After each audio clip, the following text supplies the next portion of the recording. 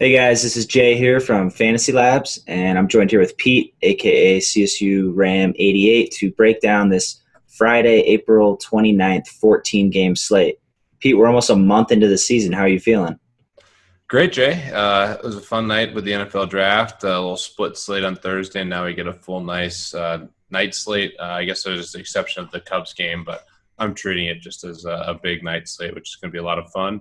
And yeah, NBA playoffs still going on, NHL playoffs, so there's a lot of fun stuff to watch. Yeah, and I just realized I wasn't recording in gallery view, and I just switched, so we're already off to a scorching start on this pod. But yeah, we also had the NFL draft tonight. Defending champs got Paxton Lynch. I'm sure we both played him, several times in college football DFS. Which rest in peace. We'll definitely miss that one. But what'd you think about the draft overall? The draft was interesting, and I am ecstatic as a Broncos fan about Paxton Lynch. You can go through my timeline. I've tweeted out like 10 different things about how he's going to be the number one pick. Even in January, he signed with an agent. I said he's going to be a franchise quarterback, and I never thought the Broncos would have a chance to get him. And after the whole process, he slipped to us. So I'm really pumped. I know he's going to take some time. I think that's why he fell, is the concern that he's not ready for the NFL just from the mental aspect side of things. But he has all the talent in the world. He's a freak athlete, huge arm, elite arm talent in just terms of release and arm strength. So I love Paxton Lynch. I think it's great for the Broncos. Kind of a weird draft. The Yeah. Tunzel thing was bizarre. We do have some big fantasy impacts with the receivers and Ezekiel Elliott. So I thought it was a great draft. What were your thoughts, Jay? Yeah, it's something to kill the time before the season starts. Feels like it's been forever, but yeah, I love the Lynch pick. I think he's going to fit great with Kubiak. I like him a lot more than Osweiler, so that's good. And we'll see how the season goes, but we got to remember anybody's a step up from Peyton from last year, and they still won. But definitely excited to get in some football, but that's further down the road. We'll have plenty of time for some football pods. Let's jump into this MLB slate real quick since we got a full one. We'll kind of start it off with the usual format. We'll kind of break down talking about some early Vegas data for the slate tomorrow. We have no Coors Field finally, but we do have Coors Field Light, which is home of the D-backs. Chase Park is the second highest ballpark in terms of altitude behind Coors Field, which is first in every metric of highness that is out there. We got the Diamondbacks who lead the way on this slate with implied total of 5.2 runs. The Twins and Marlins are up there with 4.8. The bottom, we have the Royals at 3.1. Padres and Phillies at just 3.2. So, Pete, how much stock do you put in these implied totals kind of the night before or early morning, whether it's pitchers for cash or kind of stacking for tournaments on some of these Vegas lines? Well, I think it's really important when you are doing a lot of research the night before for a big slate like we have tomorrow, especially knowing that there's a lot of great tournaments and just a variety of things that you can do because there's so many different plays and so many spots. So I do take into account the Vegas lines. You want to kind of see how they move throughout the day of, obviously. But the night before, I think it's great to identify some good spots. Already have identified some players I really liked. And, with pitchers, you kind of have a good gauge of where you're going to go in cash based on the team totals as well. What are your thoughts, Jay? Yeah, for sure. I definitely like it a lot for pitchers, just kind of looking at who the teams are that are just not supposed to score a lot, and you kind of match that up with some strikeout upside, and you kind of get a very narrowed down tier of pitching that you're considering for cash. And then I think the line movement, I think, is big for hitters and possibly stacks, depending on kind of how that plays out throughout the day. So definitely important, though, to look at, I think, before the night and obviously the entire day of the slate. Let's jump into pitchers, speaking of, and kind of go through do you have two pitchers or a couple pitchers you're kind of looking at that are interesting, whether it's for tournaments or cash? Well, I have two pitchers that are the chalk, and you picked your pitchers before me, so I thought I was going to have some tougher spots to choose from. I faded the chalk. I knew you were going to go the chalk, so I went the other route. So first guy is Corey Kluber. I think he's in a great spot here against the Phillies. There's some concerns around Kluber in general, just with kind of the rough early start. But last game, a vintage Kluber start. In terms of strikeouts, he had 10 strikeouts in 8 innings against the Tigers. Still struggling with the home run, which is a little bit of a concern, but the strikeouts are there. So on DraftKings, I think he's an elite play and certainly someone I want to have exposure to. Same thing on FanDuel. I think he's a nice option. And then the other guy that I think is in the same category as Kluber in terms of upside is Strasburg tomorrow, even against St. Louis, which, in St. Louis is probably not the best matchup, but he still has so much strikeout upside that I think he's a really nice play. The Cardinals do have a lot of righty bats that they're throwing out there that he'll be able to get a good amount of strikeouts on. And I think that he is a really, really nice tournament play. And it's tough kind of trying to decipher out of those two studs who you take in cash. There's definitely some other options I know you want to talk about. Yeah, for cash, I probably lean Kluber over Strasburg, just kind of fading the cards. And then there are some weather concerns with that one that we kind of have to pay attention to throughout the day with rain. And that obviously deters you a bit in cash when selecting a pitcher. So, yeah, I love Kluber as well. I kind of have two pitchers more, probably for tournaments. The first one is John Lester. I'm looking at facing the Braves. Obviously, the Braves are struggling to hit the ball this year, but especially against lefties. As a team, they easily have the lowest WOBA against lefties out of any team in the league. We just saw David Price manhandle them with 14 strikeouts. So I'm fine going Lester in cash because I like the upside he offers, and I think he has a pretty high floor going against the Braves here. And then you kind of fade the weather concerns, specifically the Nats Cards game, and then Mets Giants if you want to get some Mats action. So I think Lester's up there if not just a great tournament option, a fringe cash play. And then the other guy I'm interested in, more due to salary and upside, is Juan Nicasio, another intriguing pitcher. I think he's very underpriced, just $5,800 on DraftKings, which is pretty crazy low for a guy who kind of has some good upside. So I think it allows you to comfortably spend up on bats since he only implied to score 3.4 runs, which is nice. And then one really cool thing we have in our models right now is the K predictor, strikeout predictor, which looks at pitcher and hitter K rates. It looks at anticipated batters faced and each player's spot in the order. So it's a really cool formula that I think I'll definitely be using every single day, looking at pitchers in terms of cash and tournament upside. So Nicasio has the third highest K predictor on this slate, and obviously at a much cheaper price than any other pitcher near the top. So he's another guy I'm looking at for tournaments where you can load up on bats. Who's a pitcher you're looking at to kind of fade on this slate? Well, first of all, I love to call him Nicasio. I think he's a great play, especially in tournaments, especially on DraftKings where it's a two-pitcher site.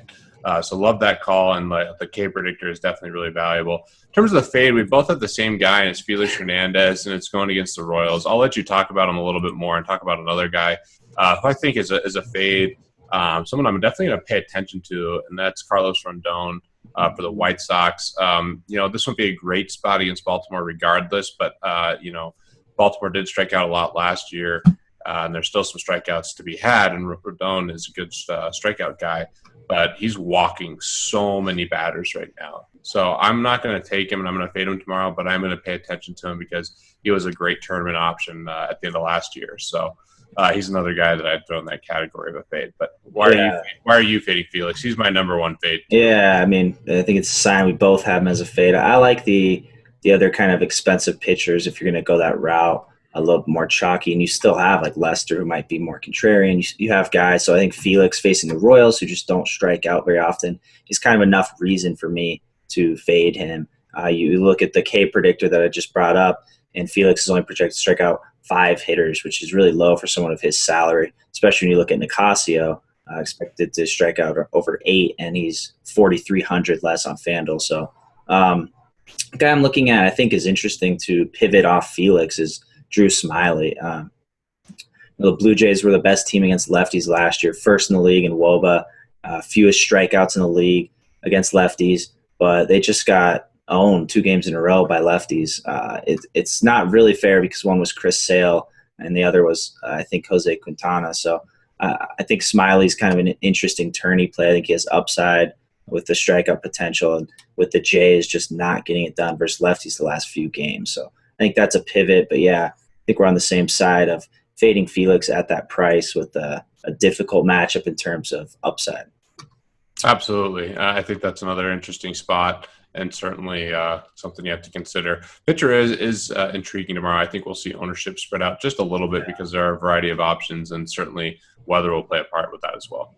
Yeah, I definitely agree. You think Kluber will probably carry the highest ownership in cash? I imagine so, especially if there's weather with Strauss. I know that's what it says right now, but if there's significant weather where people are fading Strauss because of it, then he'll definitely be the highest owned guy, I Yeah. think. Okay, cool. Yeah, I agree. All right, let's move on to batters and kind of just talk about a couple of hitters you're looking at just overall on either side at any price. All right, so the first guy I'm going to talk about is Sano for the Twins. They have an incredibly high team total, Miguel Sano, and I just love the power that this guy has. Last pod we did, I called him as my, old call of the day was that he hit a home run in a spot where the Twins had a really low team total, and he did. Now he's in a great spot. I really love him. I think he's someone who's going to just be incredible all year. You look at his hard hit percentage and some of the advanced stats in him from last year, and now starting to see some of that same stuff this year. I think he's an elite talent, and definitely going to capitalize on taking him at a pretty low price on DraftKings at only 4.2K, where the Twins have one of the highest team totals on the slate. And then a more contrarian guy that I wouldn't even mind in cash. I've seen a lot of sharp people roster him. I've rostered him in good spots. That's Domingo Santana. Love that he does everything. And against Adam Conley, a lefty, I think it's a really nice spot for him. He's really cheap on DraftKings, only 3.4K, and I think he's a really nice play tomorrow. Yeah, definitely. I mean, it's going to be tough to kind of just load up on bats, especially if you get Kluber and cash. So some of these guys that are affordable but still offer good value are definitely necessary. One hitter I'm looking at who I think is underpriced, and it's kind of more of a reason I'm looking at him, is Jose Abreu, just 3,200 on FanDuel. So I think he's much more of a recommended play on FanDuel, specifically FanDuel than DraftKings. He gets to face off against Mike Wright in a favorable ballpark for home runs. Wright has the second highest home run per 9 on the slate.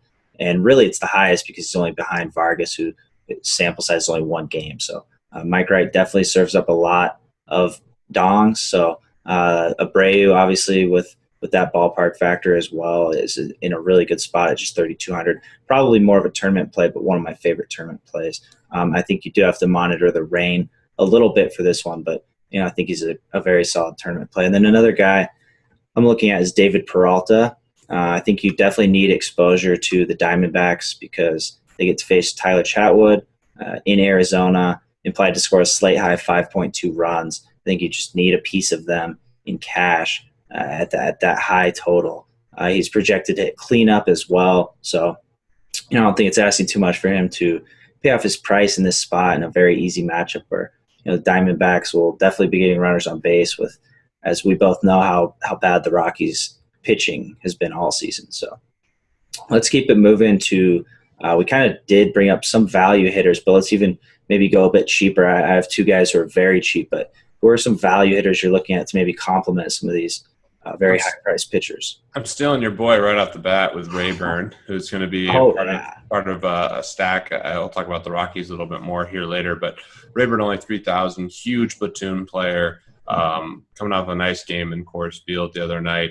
I think this is a great spot to roster him. At a really cheap price. Normally, you're going to be playing him at Coors Field, and both the sites are adjusting these players up and down based on matchup.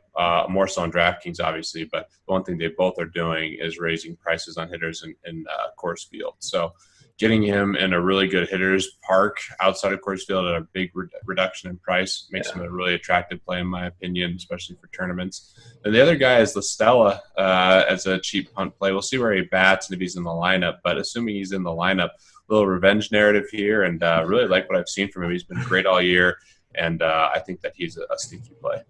Yeah, definitely. No, I like those two plays a lot. Yeah, a guy I like a lot who's very cheap on FanDuel, and this is definitely hoping he plays is versus righty. I'm hoping Derek Dietrich plays in favor of Justin Bohr, perhaps.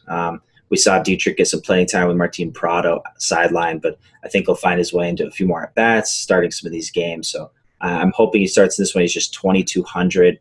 I think if he does play, he'll find his way in a lot of my tournament lineups. Great way to save salary for some of these high pitchers with plenty of upside with Dietrich. So the Marlins are currently implied to score 4.8 runs, which is huge for this slate. And Dietrich has a 378 WOBA and 236 ISO against righties. So he's a guy I'm looking at if he plays to target.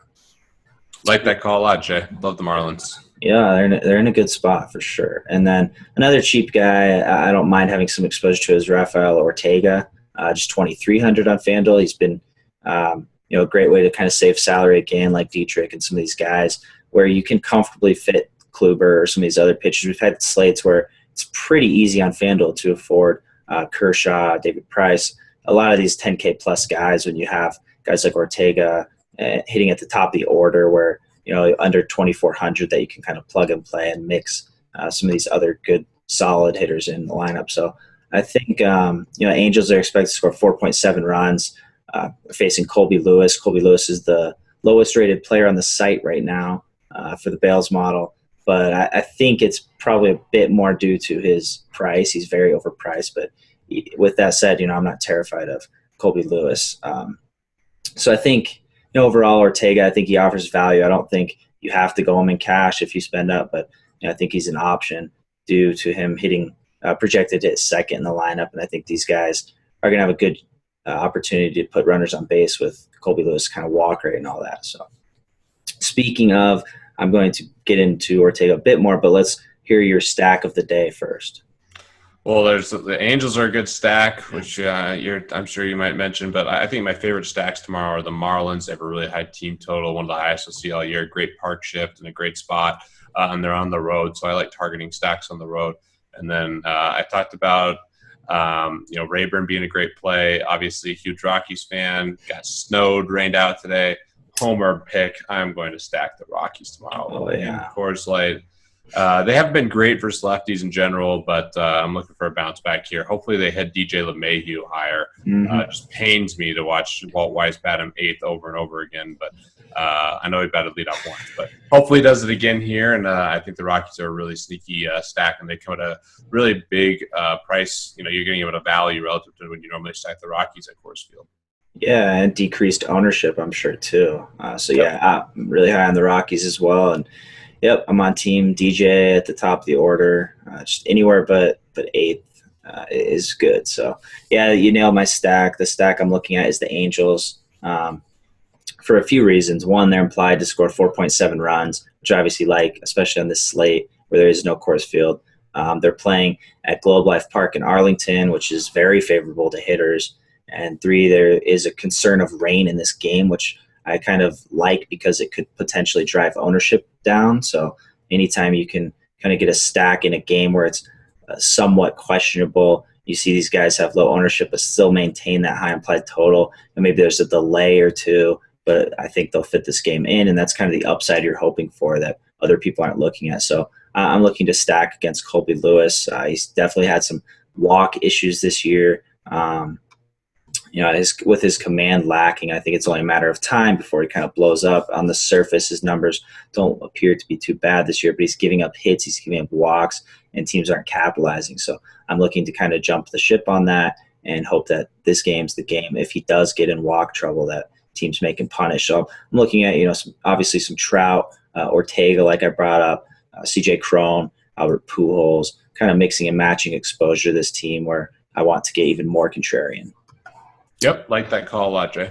All right, let's keep it moving. Let's go on to the stat of the day. What do you got for the stat of the day? All right, so Michael Conforto on DraftKings has the most pro trends of anyone, and I think it's a sneaky spot for him, especially on DraftKings. Super cheap on DraftKings, actually has one of the highest bargain ratings, a 96% bargain rating. Really cheap, and he has a lot of power, impressed with his talent overall. So I think he's a really nice option, and just from playing around with the models, that's kind of what I'm looking for is some guys who really stand out. And one thing that I think is valuable that you can even just see on the lineups page is which guys have the most pro trends. And Conforto leads tomorrow with 11, and again has that 96% bargain rating. So I thought that was interesting, and curious to hear your stat of the day, Jay. Yeah, it's an interesting one. Conforto is so good, man. I feel like he's overlooked on every slate and comes through a lot. So oh yeah, super talented. Yeah, he is. Yeah, my stat of the day, just looking through the models, is Phil Hughes, a pitcher I've never really been high on throughout his career, but he is throwing 83.9 miles per hour as his average fastball in the last 15 days. That's 5.1 miles per hour less on average in the last 12 months. So quite a big difference, just 83.9. Pete, I think you threw 83.9 back in the day. I remember specifically because you drilled me in the back during tryouts one season. And that was That was obviously on purpose too. this is horrible. You ever have like a sinking feeling in your gut? That was what it was because I was going up against, I don't remember who, but some fish, some donkey pitcher, and I was so excited. And right when I stepped up, they swapped. They called in John Rocker Jr. over here to just plunk me in the shoulder blades. It was a nightmare. Oh, I'm so sorry, Jay. That's back when I threw relatively hard for our age, and Dude, yeah, man. yeah, it was pretty brutal. At least you didn't get a overhead smash to the balls. Yeah, you're right. It could always be worse. It always could be worse. And our good friend Chad Dutman, at least you didn't get beamed in the head by him as well. So. Dodge some bullets there, Jay. But that is an interesting stat. And velocity change, bringing it back is something that I'm always looking at. Anytime you see a big dip in a pitcher's velocity, that's a really bad sign. And with Hughes in particular, that's a huge difference. So certainly, it stands out a lot just looking at that kind of stat most days. That's a huge difference. So extremely lowered velocity with his fastball. I've never been too high on his four-seamer to begin with. So I think there's room for a team to capitalize on the decreased velocity. And so it definitely intrigues me. I think looking at a Tigers stack on this slate, getting some low ownership, but high exposure to this Tigers team is pretty necessary when you're rolling out multiple tournament teams. They definitely have some pop with that lineup, 1 through 5 especially, and then you can get Saltalamacchia at the 7 hole. So I think mixing and matching different 4 stacks or 5 on DK, just getting a piece of this team across the board, I think is a very smart play. Yeah, definitely agree. Let's close this pod off with a bold call of the day. What do you got? I have 2 bold calls, Jay Sean. Number 1, the Broncos trade up again. Draft. Wow. I think they might make a move for defense potentially in the second round tomorrow. So we'll see what happens there. The other bold call, we're sticking with the Colorado theme. I'm going to predict a double dong for Trevor Story and that someone wins the big tournaments with the Rocky stack. Hopefully me. So I will have the Rocky stack tomorrow. Yeah, man. I hope you win a couple, but I like the Rocky stack a lot too. And then I got the Angels and the Tigers stacks up my sleeve too. So you better watch out on that. But I'm going to parlay off your bold call of the day and make an even bolder call of the day, saying the Broncos won't make the playoffs next year. Yeah. Why? Why would the Broncos not make the playoffs? I want to hear the argument for that. Quarterback concerns. Dude, they had the worst quarterback play of any team in the entire NFL this last year with Peyton Manning. Yeah, I know. Their defense won so many games, all of them. Of course, and they still have an elite defense. The argument that I could see is that the Raiders are going to be a lot better and the Kansas City is going to be good. Well, the division will be better for sure, yeah. But in the AFC, how are they not one of the top 6 teams? It's a super bold call. We'll see in 7 months. Oh, it's brutalizing. I hope you're wrong on that one. Do you have a bold call or a double dong call for always have a double dong. I got Adrian Gonzalez double dong. A-Gon with 2 A-bombs, huh? Yep, that's my bold call of the day. Latest game of the night. Very overlooked. I think what do you think with some of these first basemen? He'll be 5% on, under 5% on probably. Oh, yeah, probably less than that. Sure, so that's going to be a lot of people missing out on the double dong. Wow, dude. Maybe I'll have to work A-Gon into one of my lineups. Yeah, probably. You should work him into one of those Rocky stacks. I think you'll ship it all. All right. Well, I think I might work him in, and we got to give you credit, Jay. You are recording this podcast late at night, and you are actually heading out to Cancun. So what are you most excited for on your upcoming vacation? It's a rough life, man. I'm excited to just sit on the beach, lay in the sand, and, make sandcastles and stuff, kick it like back in the old school. Just excited to be outside, with the NBA over. The grind was real all season, so MLB is slightly lighter on that front, so I'm definitely looking to capitalize on some of these slower days here. So. Oh yeah, I mean you have to be excited. You haven't seen the sun in 7 months, so I haven't stepped outside yet. So yeah, it'll be nice. I'll still be working every day and all that, but can work remotely, so it's definitely gonna be good. And I'll start packing probably 30 minutes before the airport, like we all do. Oh yes, I've done that many a times, and I always procrastinate when getting to the airport because now, dude, I have the all the expedited services with the airport. You know, I have the whatever the no check where you can walk through with your shoes Oh and man, all what? that stuff. Yeah, yeah, I applied Well, for that last year when I was traveling. I can't remember what it's called. It's so how do terrible. you apply for It's that? like global services, but that's not right. You just have to go Man, into the airport, man. wow, I would You might love you to might go. have too long of a criminal record to get one though. I'm not on the no fly list, but I probably am on the no shoe list. That's terrible. All right, we'll end it there. Good luck on this slate, everybody. I think it's a really good one to play, and good luck this weekend, especially. I'm gonna go, hang out at the beach, and we'll get you guys a pod on Sunday night, me and Brian, for the Monday slate. So until then, good luck, everybody.